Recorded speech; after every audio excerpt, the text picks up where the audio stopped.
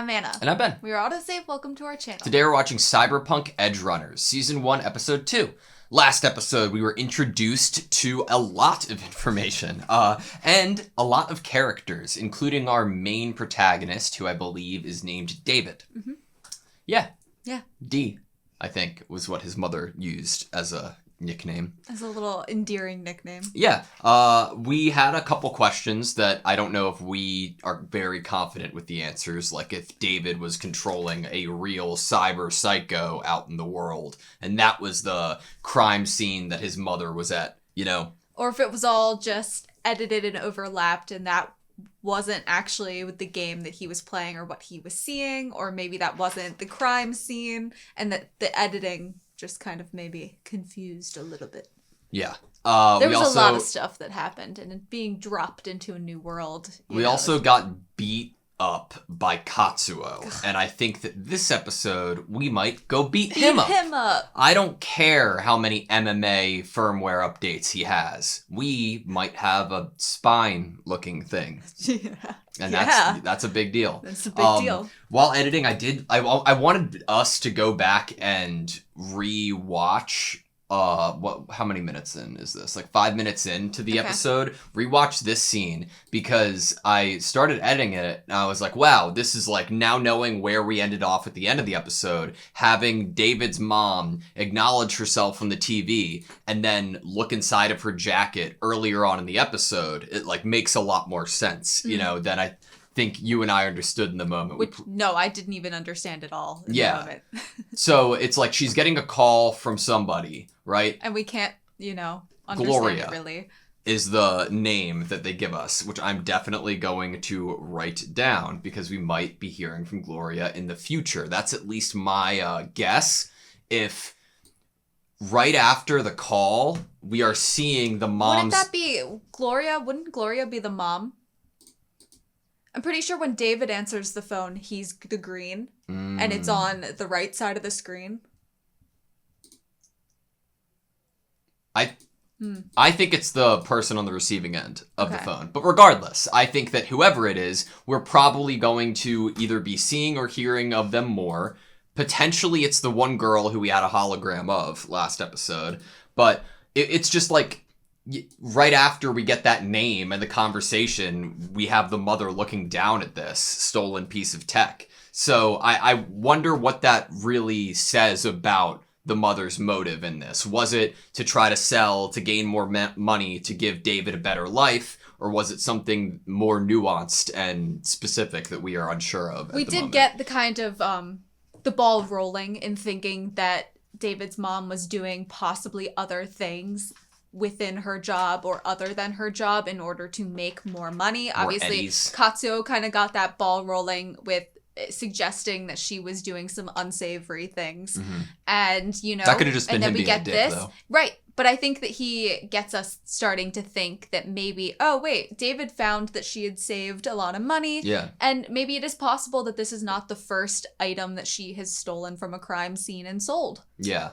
My mind went to, like, while thinking about it, my mind went to, was the car thing not really an accident? I think it definitely was, just by how the scene played out. But I do think it's, like, an interesting concept going forward if the mother was dealing with other things, you know? Yeah. Back in the conversation of episode 1 between the principal, David, and his mom, there was, like, a line that I saw while editing of the principal being like, this doesn't seem like action someone would take who live in a high-income household. And it's just, like, this snobbiness the society, has that... Like, learning more about. You may have your son in this school, but he's not acting like in the position that you're trying to put him in. So this episode 2, will we be seeing Katsuo? Maybe go after the animals.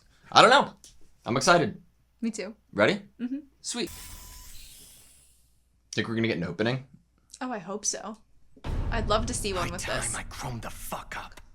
Get the hell out. Chromed sounds so cool. Whoa, cool reflection. What? Shit. Gotta have the build to handle it. And Joe, build to handle it? You ain't got. Fuck it, man. I'll bite. I'll chip you up. Fortune your brain. This Andy is mine for free. So, ready to rip. It's like Beyblade. Oh, rip because he. Oh! Oh, cool shot.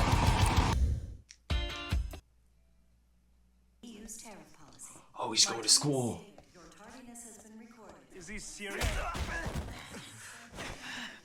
The cameras! Have you lost? Oh! What, are you afraid of getting caught? Well,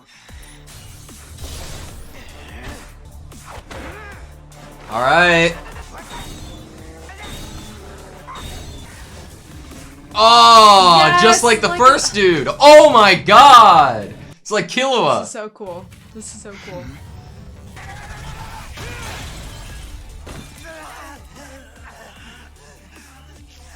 He still has human knuckles and hands, right? what the hell kind of implant is that? You broke my nose, you asshole! You're done. Know who my father is? You can do chores so fast. That's what I would use it for.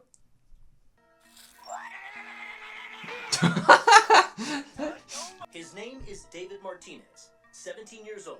Notice his movements, sir. It's clear he used the Sandevistan implant former Second Lieutenant James Norris had been equipped with at the time of his death. This student displays no apparent side effects stemming from the implant. Interesting. So it took well. Reference for cybernetics could, in fact, make him a prime candidate to test the product. The product. I am so fucked. Felt good in the moment.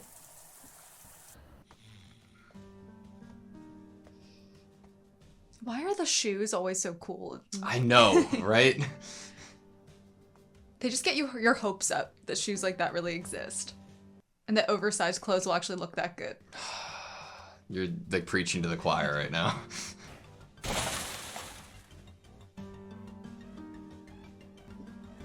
Parallel to the first episode.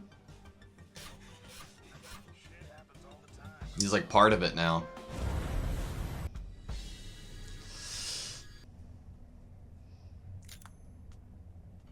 Love. Oh, stop! Like a pickpocket, but for Yeah. like chips.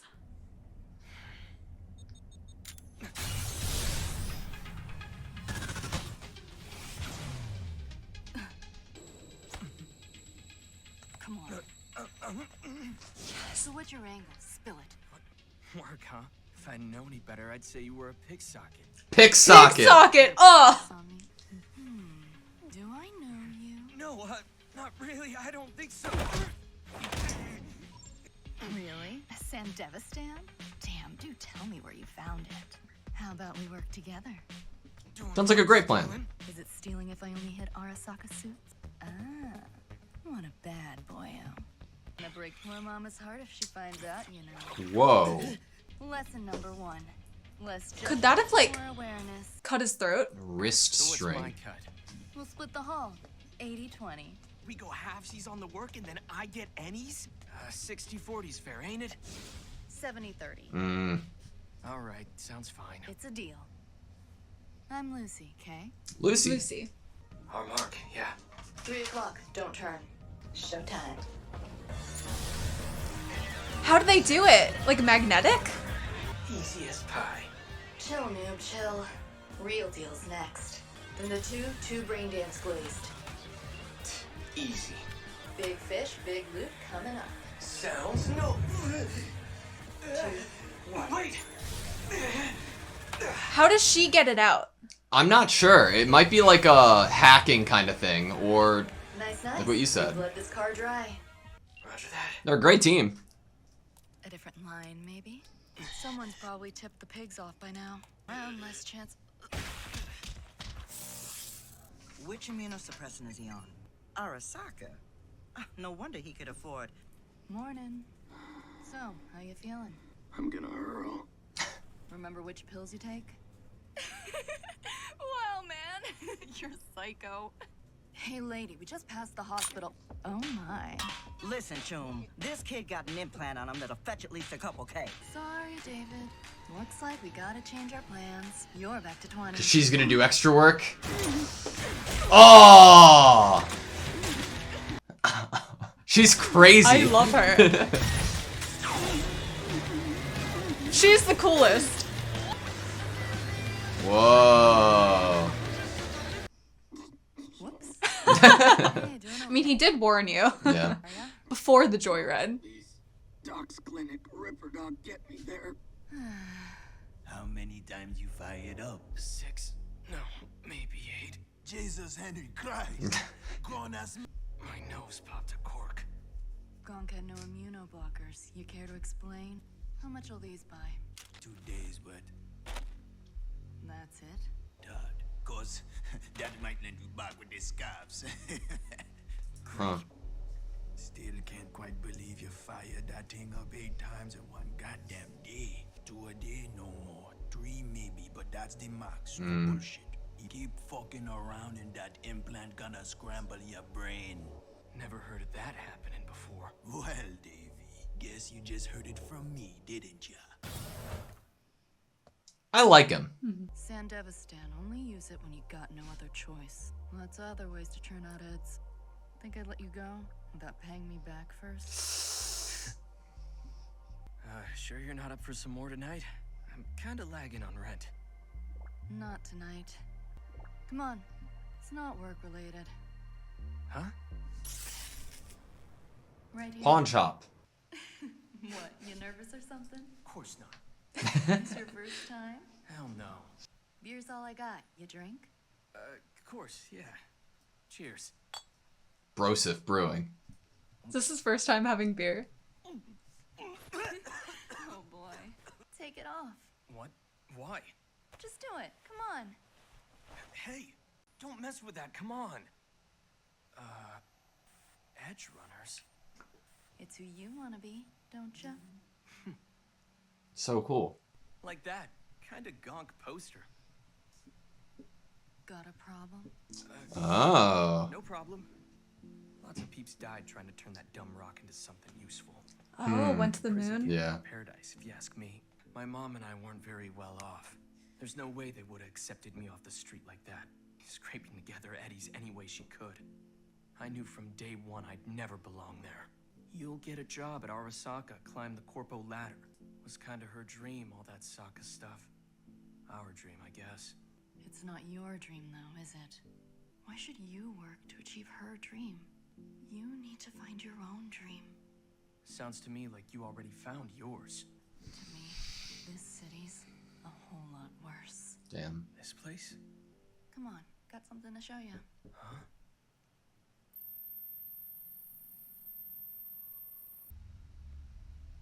Whoa!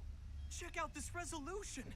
That's through your personal link. It's what allows you to feel the heat of the sun. Whoa. Right crispy if I gave you the actual temp. This is totally preem! You look ridiculous.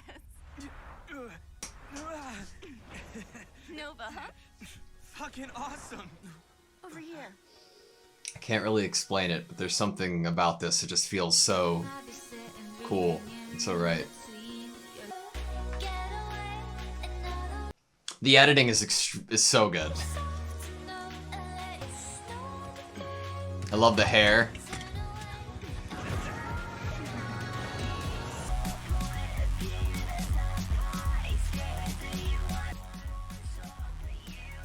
Whoa, cool. Bubbly.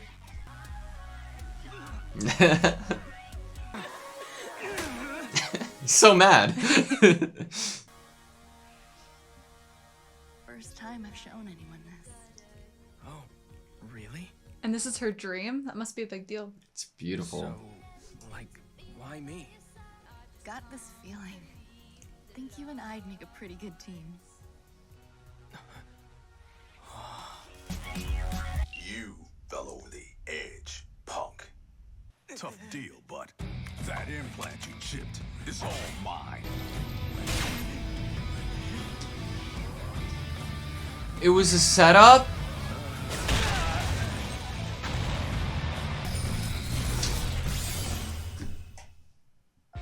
Alright, that was CyberPunk Edgerunners, episode 2.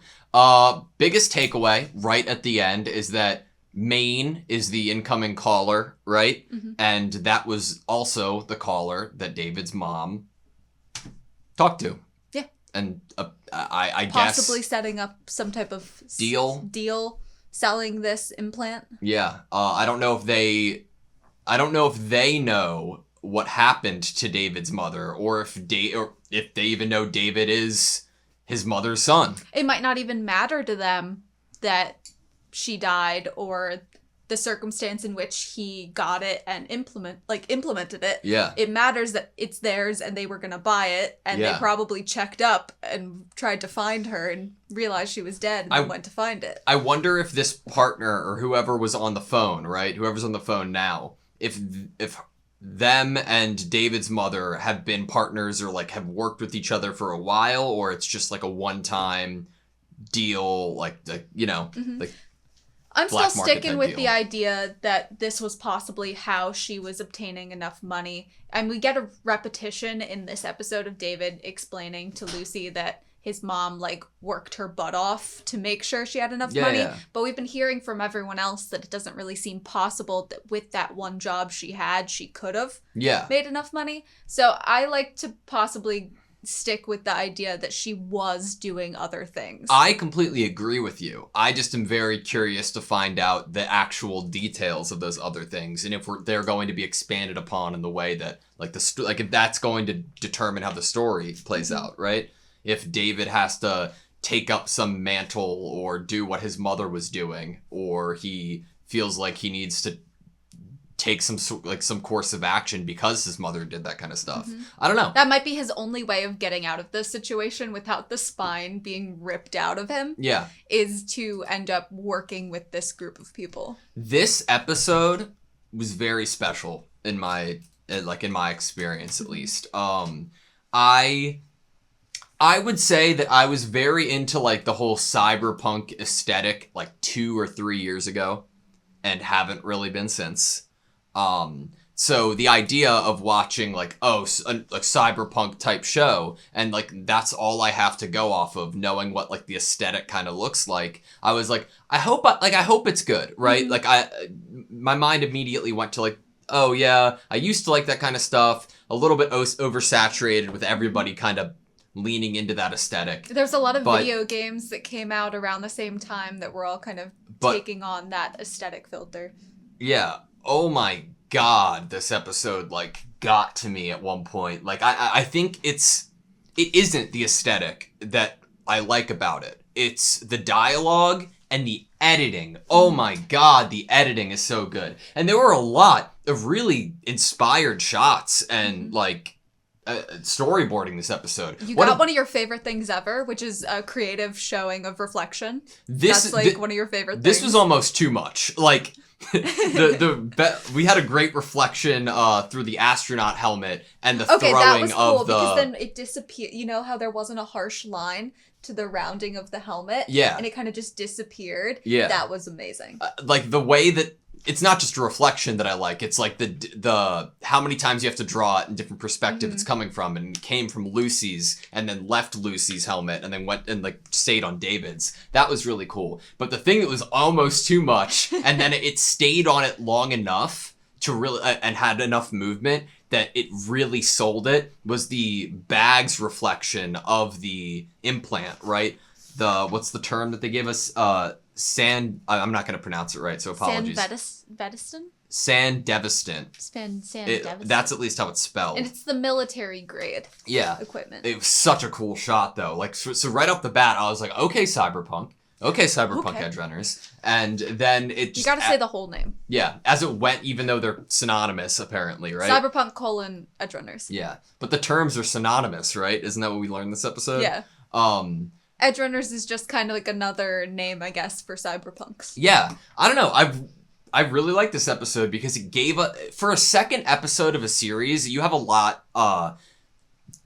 a big decision to make, because a first episode's a first episode, and a lot of people put a lot of attention on that. But I would say that the second episode is what defines what your pace will be and what kind of story you are really going to tell in a formulaic sense. Yeah. And I think that they managed to give me so much exposition and new information at the same time as just giving me a really well-paced, entertaining episode that made me immersed and forget that I was being given exposition at other times during the episode. It was really nice. Right. I mean, like, the first episode is always a challenge. It's the pilot episode, you know? It's your first kind of drop, especially if it's not going to be taking place in everyday life, slice of life setting.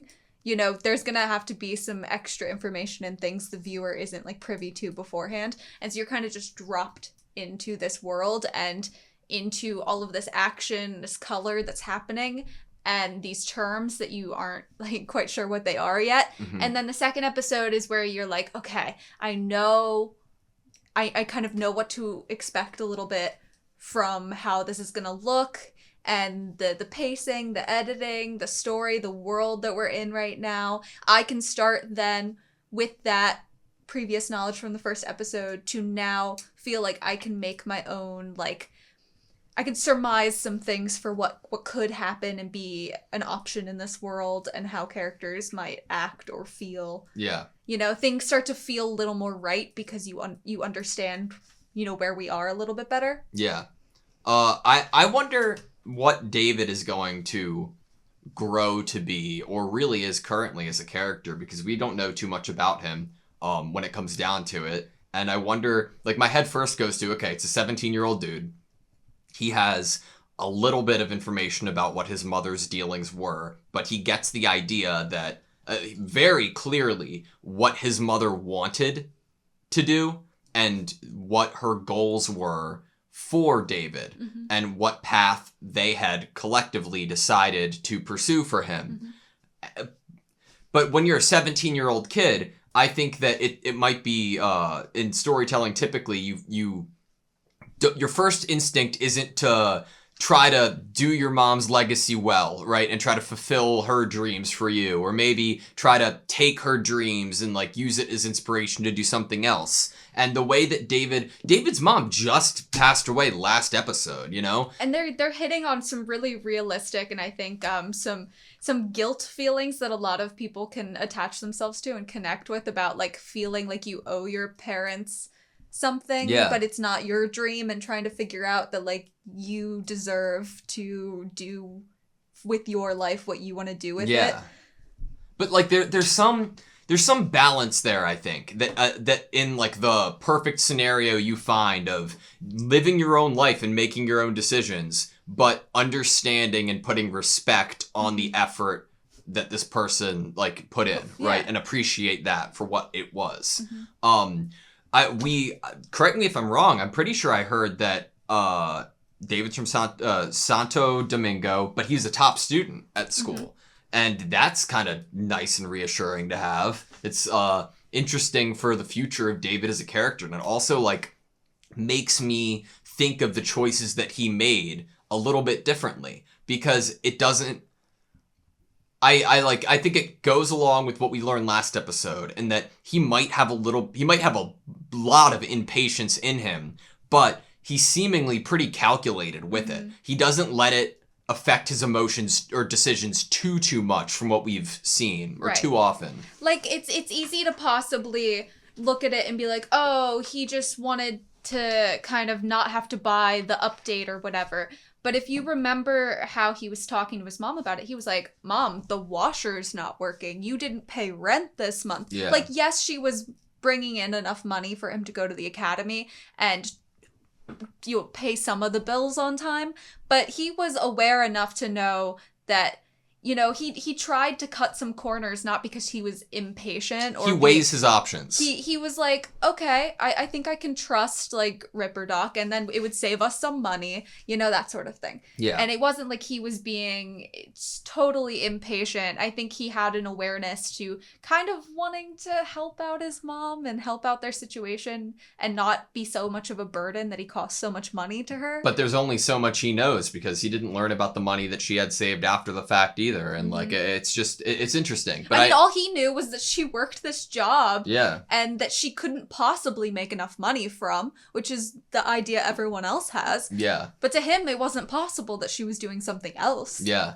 I don't know. I really like it. I like how they're fleshing out the characters, all the characters. I think, like, I want to talk about it a little later in the discussion, But I even think that we have a massive amount on Lucy to go off of that we weren't actually specifically told. But before we get there, another shot that I loved in the beginning, like 3 minutes or 2 minutes of the episode, was when he was getting the implant put into him by Ripper Doc. Ripper Doc? And the blood was falling onto the camera. Like how we always say, like the imaginary camera, right? And it's just, you can just see the blood splatter on it. It's great. I loved it. It was inspired. So going through, we got the term pick socket. I was so happy by that. I'm like, oh my god, fucking, like, it's like a shaking my head, but like, it's okay, I'm in, you know? So what do you think about David's, like, potential tolerance for cybernetics and implants, and that makes him valuable, and why would you think that he has that? Is that something that's just like a genetic lottery? So I always a little bit taken aback, I would say, probably in the more recent years, when there is a character that ends up, you know, it being announced that this character is either somewhat of a genius, this protagonist is either a prodigy, a genius, the chosen one. They have something special something special about them. I hope that it comes a time where there's an explanation to what it is that makes his body able to tolerate this more. And he is okay to use for experiments like the product, you know, by Katsuo's father. I would like... I'm hoping that there will be more of an explanation of why his body would be able to handle it. I mean, he was able to use this like 8 times in one day. And like, yes, he puked and all that, but he didn't have the medicine at all to begin with. Mm-hmm. And Ripper Doc's like, yeah, don't do that more than like 2 times a day. 2 to 3, yeah. And to know that his body is having such a good handle on this leads to the idea that he could keep, you know, implanting other things. Yeah. But I hope that there is an explanation that feels satisfying to why his body is able to tolerate it. I feel like I can think of a few, like, just, like, where, like, common sense in this world from what we understand. Like, when they said that his body was, like, he had tolerance for it, my initial, like, reaction wasn't that he was a 1 in a trillion. It was like, it's just really hard to find. Mm-hmm. His pain limiters might be different. You always hear the stories of, like, the mother saving her kid by lifting up a car, and your brain has limiters on your body to make sure that you don't do too much harm, you know? Like, maybe his body, like, he was just built different, like, being born, and he's just one of the few. Maybe we don't know enough about his dad. That could be a thing. It could be something to do even as simple as youth. That some of these other soldiers, maybe the best kind of person to experiment on is someone that is younger. Maybe then they are able to tolerate it more than a more seasoned soldier who they might trust more with that implant. So it could be to do with that he's a healthy body, a healthy young body. Yeah. But it could be I just want to know what it is. And I hope that I hope that we know why his body is able to tolerate it better than they would expect. Yeah. I feel like I need to rein myself in my head in terms of David's mom and my speculation with her, because I'm trying to, like, just go off of what we've been given and not be like, how deep does it go? Why did she really want David to be in the... what do you call it? In the Arasaka or the Sakas. Yeah, like, what was she trying to, and like, did she know a secret about David, or that his body had a higher tolerance to begin with, and she tried to, like, I don't know, put him in a higher place for other reasons that we don't know yet. But we have been given nothing to suggest any of that. It's just like, you know, where my head goes sometimes. Okay, getting into Lucy, right? We got the pick socket thing. What do you think? Just like I love the design, love the voice acting. I even love the dream. As long as she wasn't lying about any of it, but it felt very genuine. So as soon as we started going like moon territory and all of that, like, ending, I was really into it. Obviously, design is amazing, hair is amazing. The like eyes match the hair. eye makeup kind of thing yeah. with the lipstick matching the color underneath the eyes. Yeah. I love all of it. It's like it's like so cyberpunk and like in that aesthetic, but there's something like so balanced about it. Like it feels soft and ethereal and fairy-like at the same time as like cyberpunk. So you know how you were talking about like the oversized clothes type Yeah, and how like, that's so like I they never look that cool. Like in if you tried to buy that jacket. I know what I just said about being like 2 years ago and I'm not into this kind of shit. You're into oversized. But in what I try to like dress as or like what I actually find aesthetically appealing to myself ends up coming out as similar, but it like to me it's weight and how much weight a certain piece of clothing has with another, and you need to find balance. And in David's character design, it's very balanced to me because it's consistent in its whole, design. And what like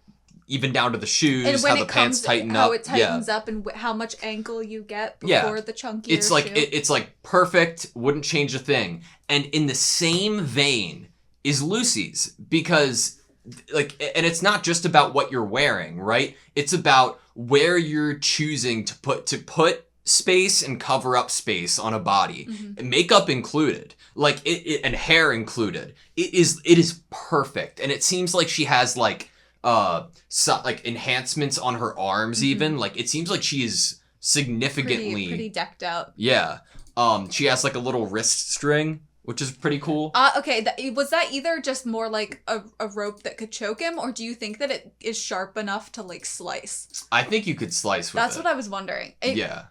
So crazy. It's so cool. I love her design though. And it seems like, does she only have lipstick on the bottom lip too? Yeah. Oh, it's great. Come on, dude. Come on. I know, the whole Show's, design like, is made so for me. good.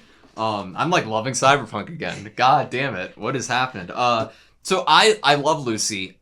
By the end of that's a name of something, right? I Love Lucy. It is the name of a very old show. But by the end of the episode, like, of course, I'm like taken aback and like, what? Like after it shows David being confronted. Yeah. I imagine that my gut feeling is that a decent portion of what Lucy said was true. Mm-hmm. That being said, it doesn't stop the end game of her doing what it takes to try to make enough to be able to fulfill her own dreams, which is the moon. Yeah, I think Right? she wants to move to the moon. She wants out of here. Yeah. I think that one of the most satisfying things that you can add to a character that when there's going to be a betrayal involved is that most everything they said, or basically everything they said, was truth. And that they were vulnerable and they opened themselves up, said their truth, and then they betray. It's much more satisfying than if this whole thing had been a lie from her. Yeah. So I think it really gives you the impression of how real this dream is to her and how important this job and earning money is to her, that I think she's genuine, where she's like, yeah, I wanted to show it to you. Like, I think she genuinely was like, I feel like showing this to him. And I don't think this is any hate on him. This is just obviously part of her job, and she must work with these people, and or she's going to get a lot of money for turning him over to them. Do you believe that this is the first time she's shown somebody? Yeah. I can like see to that think too, that most everything that she said, she seems pretty genuine. And she laughs a lot. She has a humor and an excitement in a lot of things. And she could be using that humor and excitement to come off more kind of confident and stronger than she might actually be. But there's something that it feels right to have her be, genuine and a little bit vulnerable while also just kind of being like fun. Yeah. And I think that I believe her in what she said to David and her reasoning for things, and also whatever compliments she did pay to him. Yeah. Huh. I wrote down that I thought Lucy was with the scavengers, the scavs, because we got a line from the paramedic that was something like that. Like, are you going to go back to working with them? And I'm wondering if, like, Lucy, like, took a path elsewhere to try to make more money, do more risky things, maybe to, do a solo gig. Maybe that was somewhat recent, and then she met David. It could be that they do some more unsavory things than she is super wanting to do. Yeah.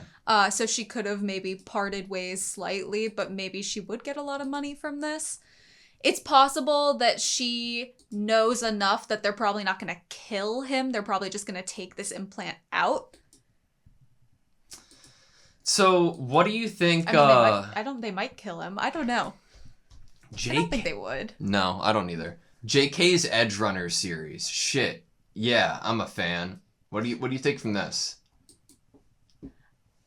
So maybe it's like a popular VR movie or game, and it's inspired somewhat of a movement, and given the kind of the names that certain people who live a certain way have taken and used now for themselves. Think about in our world today, how there are trends and influencers, and they push forward an ideal image, and they're in every aspect of life, there are at least some people who try to mimic those influencers and try to wear makeup the same way or dress the same way, right? Mm-hmm. I wonder if in this world, the whole aesthetic of maybe that's the point, and that's why it's so fucking good, because maybe the aesthetic of cyberpunk has become at some point so sought after, or what everybody deems as their thing that they would love and praise, that it forces people to kind of transform themselves into a different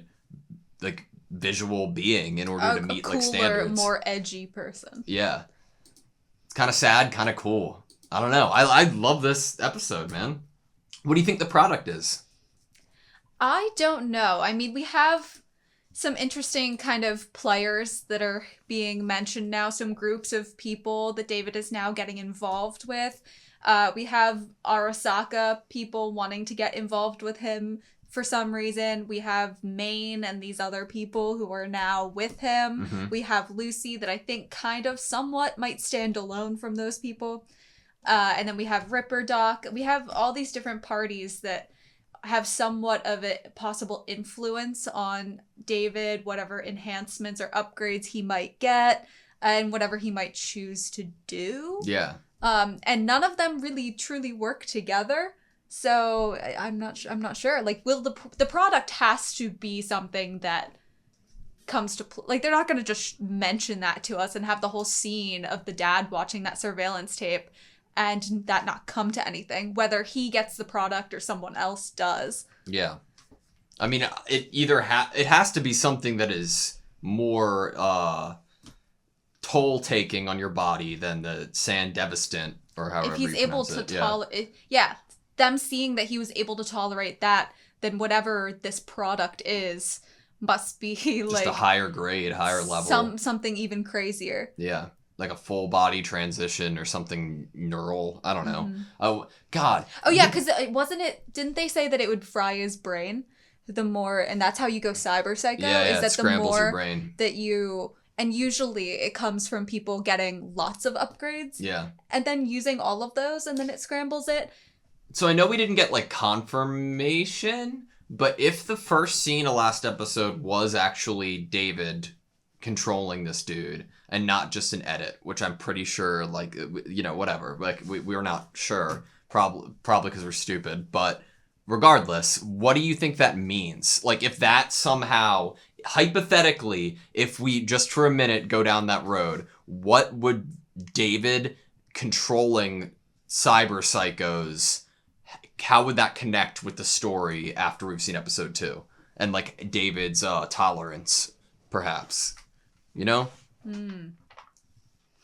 What would it do to his tolerance? No, how would it connect? If that is a real ability that he has or has been doing for Ripper Doc, how would that connect him to the story? Do you think that if he was doing this by using Ripper Doc's tech and being able to control people who were cyber psychos, maybe that worked up some sort of tolerance in his own brain since he's used to that? So he has a higher tolerance for this gear, or if it's something separate. Or If I was gonna go with it being anything, it'd be some conspiracy in the show where people aren't actually going cyber psycho, but they're being taken advantage of and manipulated yeah. by all of this tech that they've implanted into their bodies, and there are probably hackers in this world that can hack into that sort of thing. Yeah. If it was gonna go anywhere, I would say that that's probably where I think I it would could go. see like it. I could branch off of that and be like, well, what if like the paramedics are the hackers and you hack somebody into doing something criminal and ending up dead? You get to take them away and take some of their gear. It could kind of be like a cool Yeah, black because market wasn't it a scheme. soldier? Yeah. So maybe this is some type of operation to target soldiers that have really great gear Yeah. to get them to do something, and then have a certain paramedic on the team. You know, and it is, you know, in this world, I guess like the EMTs and paramedics would probably also have to have like some limited Oh yeah. technological knowledge, because if you have these people with these implants in them at the same time in the back of your truck and they're about to die, you probably have to fix not just bodily things, but some of the technology too. Yeah. The fact that we have, and correct me if I'm wrong, is that of course you would give soldiers of higher rank higher level, you know, They would gear. have proven And- themselves probably.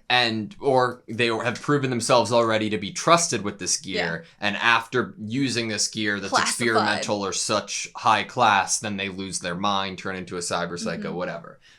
My last thing that I have is how fucking horrible would an implant in your head be if your boss or an employer or principal can just wake you up and be like, hey, you're fired or you're expelled, like while you're just chilling on the couch? Is there like a do not disturb? Is that like a class thing? You have to pay to be able to like silence people, or maybe if Like you're turn off your phone, basically. yeah, like what if it's like a class thing? Like if you're the employer, you have the opportunity to not hear from your employees, but if you're an employee, you have no choice but to like always be on call, for lack of a better way to put that it. would suck. Yeah, it'd be fucking horrific. That would be horrible, and it would be so misused. Yeah.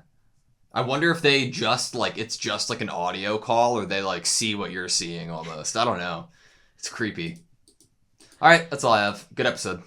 Yeah, You good? I think so. Thank you guys so much for watching this video. Please like, comment, and subscribe, and we hope to see you next time.